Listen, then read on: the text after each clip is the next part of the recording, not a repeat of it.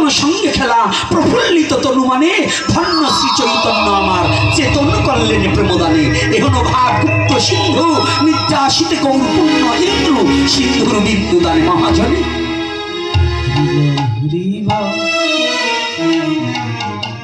কইদি বললেন আমার মা বাবার অনুমতি ছাড়া আমি যে তোমাকে কথা দিতে পারবো না রাজু। কইদি চলে গিয়েছে।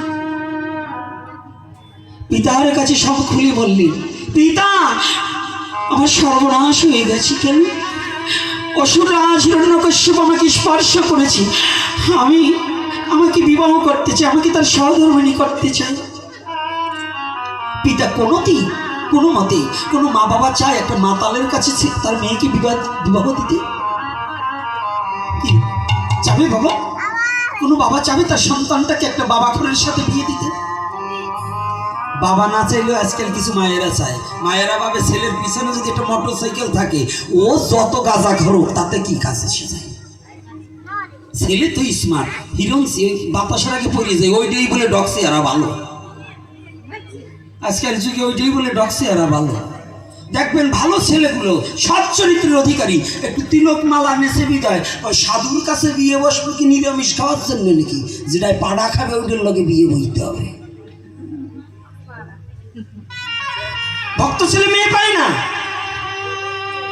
আর আমাদের সনাতন শাস্ত্রে বলছে 7 পুত্র 1 কন্যা যদি পাত্র বিশেষ দান করা যায়। যদি কোনো পিতার একটা কন্যা যদি সৎ পাত্রে দান করতে পারে, ওই দেখুন শ্রাদ্ধ পিতামাতা মারা গেলে সবার আগে পুত্র কাজ করে না কন্যা কাজ করে? তো ওই কন্যাটা যদি ভক্ত ছেলের কাছে বিবাহ দেওয়া যায়, সে কি করবে? ওই ছেলেটা তার স্ত্রীকে ভগবানের পথে টেনে নেবে। আর ওই মেয়েটা যখন একটু জল দান করবে পুত্রের আগে পিতামাতাই সেই জলটা কন্যার হাতে পাবে, ভগবান বিষ্ণুর চরণে পৌঁছাবে। এজন্য প্রত্যেকটা পিতামাতার কর্তব্য একটা সৎ পাত্রে তার কন্যাটাকে সম্প্রদান করা। বলো না গো রাধে রাধে। প্রতিটা কথার মধ্যে কিন্তু একটা কিছু লুকিয়ে আছে না? যদিও হাসির মধ্য দিয়ে যে কথাগুলো বলে আসছি ওর মধ্যে কি কিছু নেই? আছে কি না? তাহলে হাসি কি কহিদু পিতাকে বলছে, পিতা জেনে তো আর আমাকে কেউ গ্রহণ করবে না, তবে আমি রাজনের সাথে কিছু কথা বলবো, আপনি অনুমতি দিন। হিরণ্যকশ্যপ বসেছি, মনি বসেছি, কিন্তু ভক্তিমতী কন্যা তো কহিদু জন্মের পর থেকে গোবিন্দ চরণে নিজেকে সমর্পণ করেছে। বিধির এমন নির্মম পরিহাস কহিদু চেয়েছিলেন যে আমার জীবনে এমন একটা পুরুষ আসুক যে পুরুষের দ্বারা আমি ভগবানের চরণে যেতে পারি। কহিদু পিতাকে বলছে, পিতা সারা জীবন তো চেয়েছিলাম কিন্তু তার বিপরীতমুখী হলো, তবে যখন এটা হয়েছে আপনি একটিবার আশীর্বাদ করুন। রাজন আমাকে যখন স্পর্শ করেছে আমি রাজনের সাথে বিবাহ বসবো, তবে আমাকে একটু অনুমতি দিন, আমি রাজনের সাথে কিছু কথা বলি।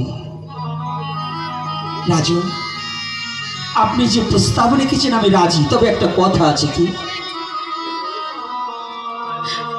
আপনার রানী হিসেবে রাজপ্রাসাদে যাব বটে, কিন্তু আমার একটা কথা নেবে।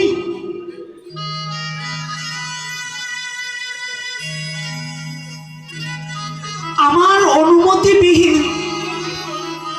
আমাকে কোনোদিন আপনি স্পর্শ করতে পারবেন না।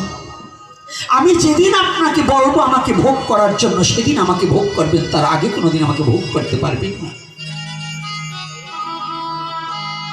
আর আমি একটা দিন আপনাকে চেয়ে নিলাম, আপনি তো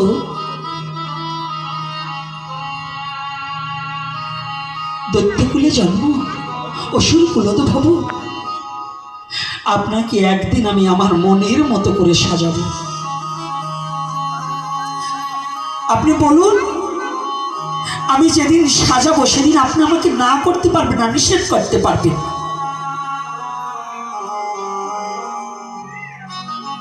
হিরণ্যকশিপু মনে মনে চিন্তা করলেন, তোমাকে ভোগ করিবা না